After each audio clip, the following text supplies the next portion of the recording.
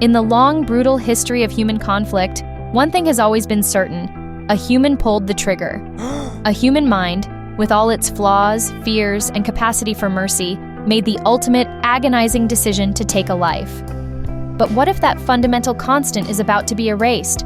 We're standing on the precipice of the third revolution in warfare, after gunpowder and nuclear arms, and this time, the revolution is happening inside a silicon chip. We are not talking about the drones you see on the news, piloted by people in a bunker thousands of miles away. We are talking about something entirely new: lethal autonomous weapon systems, or LAWs, what some call killer robots. These are weapon systems that, once activated, can independently search for, identify, target, and kill human beings without any further intervention by a human operator. This isn't science fiction. This is the new reality of a global AI arms race that is happening right now, largely in the shadows. Major world powers are in a frantic race to build the ultimate soldier, one that feels no fear, needs no rest, and has no conscience. Today, GENSHIFT is investigating this terrifying future. We'll explore the powerful arguments for and against giving machines the power of life and death. Get ready to confront the ultimate moral question of our time. Hit that subscribe button now to join us in navigating tomorrow's mind and the technologies shaping our world.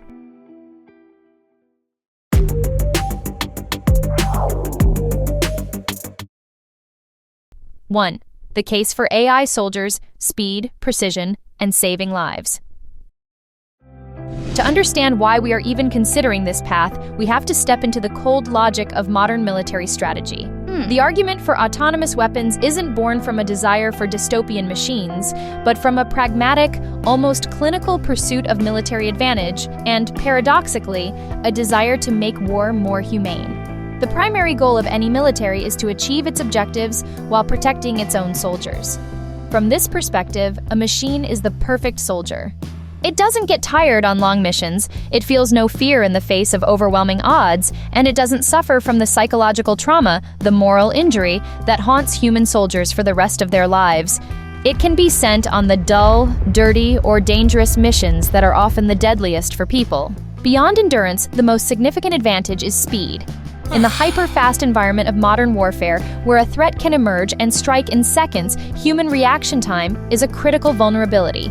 An AI, however, can process data from thousands of sensors simultaneously, compressing the decision loop from minutes to milliseconds. An autonomous defense system can detect and neutralize an incoming missile faster than any human pilot ever could. This machine-speed reaction isn't just about efficiency. Proponents argue it's about survival, preventing attacks that a human operator might be too slow to stop. But the most challenging and counterintuitive argument in favor of laws is the claim that they could actually reduce civilian casualties. War is chaotic, and human soldiers operating under extreme stress and fatigue make mistakes. Emotions like anger, fear, or a desire for revenge can cloud judgment, leading to tragic errors and war crimes. An algorithm, the argument goes, has no such emotions. It is designed to follow the rules of engagement and the laws of armed conflict with dispassionate precision.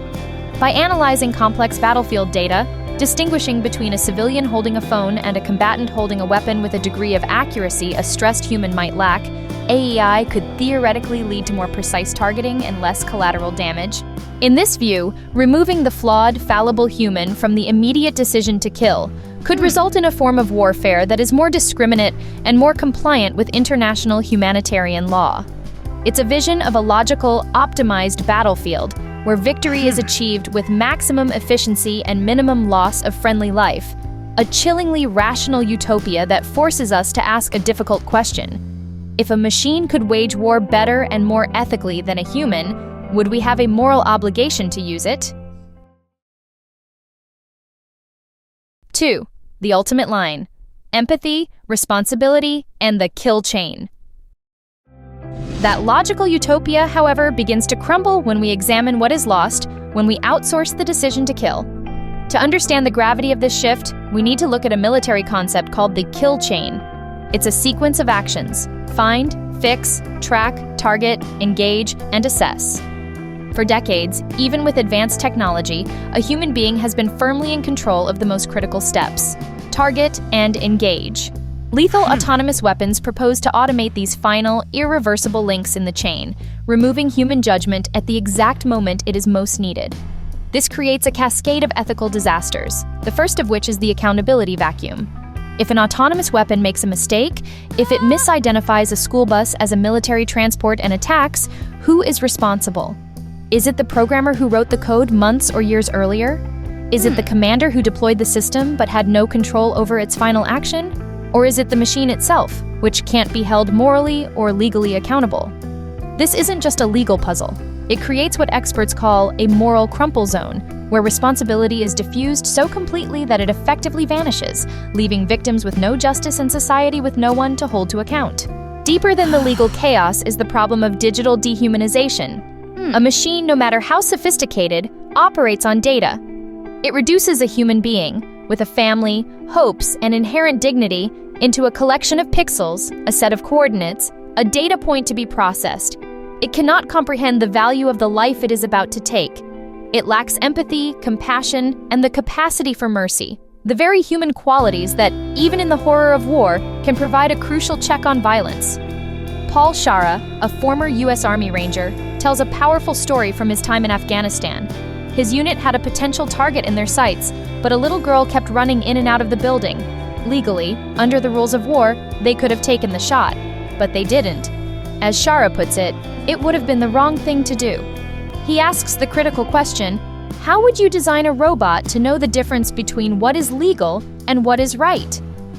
You can't program wisdom, you can't code mercy.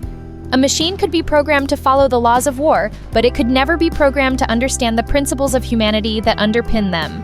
Finally, even the argument for superior precision is built on a fragile foundation. AI systems are trained on data collected by humans, and they inherit our biases. Algorithms have been shown to misidentify women and people of color at higher rates. A weapon system trained on biased data could systematically target certain populations, embedding societal prejudice into lethal code. This isn't a hypothetical risk. It's a documented flaw in AI technology that would have catastrophic consequences on the battlefield. When you combine the absence of accountability, the erosion of human dignity, and the risk of algorithmic bias, the picture becomes terrifyingly clear. We are contemplating the creation of systems that make war easier to start, harder to stop, and fundamentally devoid of the human conscience that, however imperfectly, has always served as its final moral guardrail. 3. A dangerous race, the global AI arms race. This ethical debate is not happening in a vacuum. It is being violently accelerated by a global AI arms race, a high-stakes competition between the world's superpowers. Russian President Vladimir Putin stated bluntly that whoever becomes the leader in AI will be the ruler of the world. This sentiment is driving a new, undeclared Cold War, fought not with nuclear warheads, but with algorithms and autonomous systems. The United States, China, and Russia are the three main competitors, each with a distinct strategy. The U.S. is focused on maintaining its technological superiority through initiatives like the Pentagon's Replicator program, which aims to rapidly field thousands of autonomous systems to counter China's numerical advantage. China is pursuing a strategy of military-civil fusion, leveraging its massive tech industry to become the world's premier AI power by 2030, developing capabilities for what it calls intelligentized warfare. Russia, meanwhile, has declared its goal to have 30% of its combat power consist of robotic platforms by 2030, actively testing autonomous tanks and drone systems. While these nations race ahead, international law is struggling to keep up. For over a decade, diplomats have gathered at the United Nations in Geneva as part of the Convention on Certain Conventional Weapons to debate a potential treaty on laws. But progress has been glacial. The process requires consensus, meaning a single country can block any meaningful progress, and militarily significant states, including the US and Russia, have resisted calls for a legally binding ban. Civil society organizations and the UN Secretary General himself have expressed alarm, calling the weapons morally repugnant and urging nations to conclude a treaty by 2026, but the talks remain deadlocked. This regulatory failure creates an incredibly dangerous power vacuum. Without established rules or norms, there is nothing to prevent the proliferation of these weapons or to manage their use. This leads to the most terrifying risk of all: accidental escalation and flash wars. Imagine a future where the defense networks of opposing nations are run by autonomous AI systems. A sensor glitch or a misinterpretation of data by one system could trigger a defensive action, which is then perceived as an attack by the opposing AI, triggering a counterattack. A chain reaction could unfold at machine speed, spiraling into a full-scale conflict in minutes or even seconds, with no time for human diplomats to intervene. We would be taking humans out of the loop, not just for single-strike decisions, but for the decision to go to war itself. We are building a future where our survival could depend on the flawless functioning of competing black boxes of code, a future where humanity becomes a spectator to its own destruction. 4. A red line to draw: the future of human control. So we are brought back to the central question, not of technology, but of humanity. Where do we draw the line? This is not a distant, abstract debate for generals and diplomats.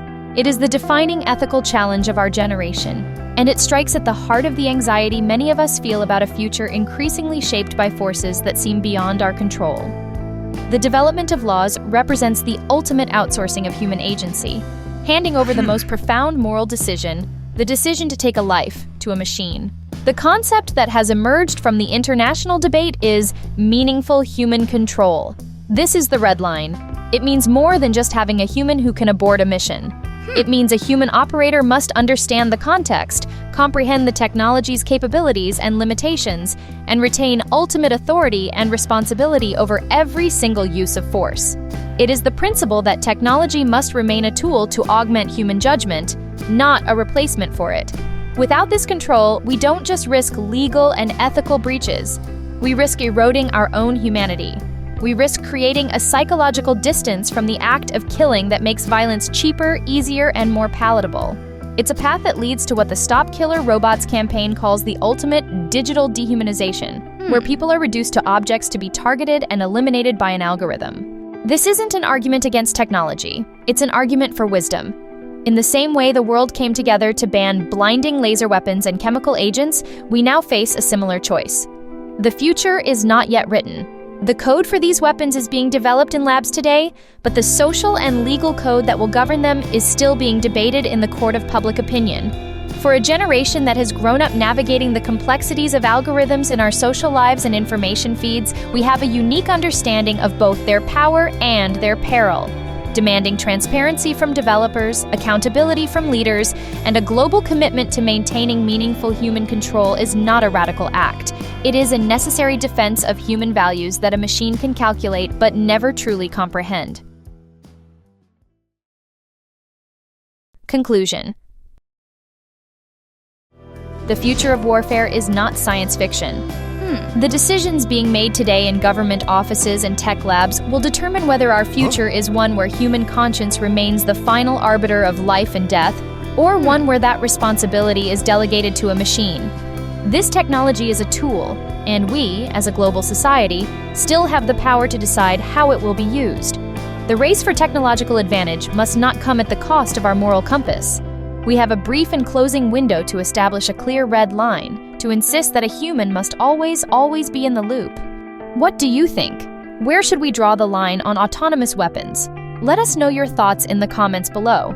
This conversation is one of the most important of our time. And if you believe in navigating these complex questions together, make sure you subscribe to GENSHIFT and join our community as we continue to explore tomorrow's mind.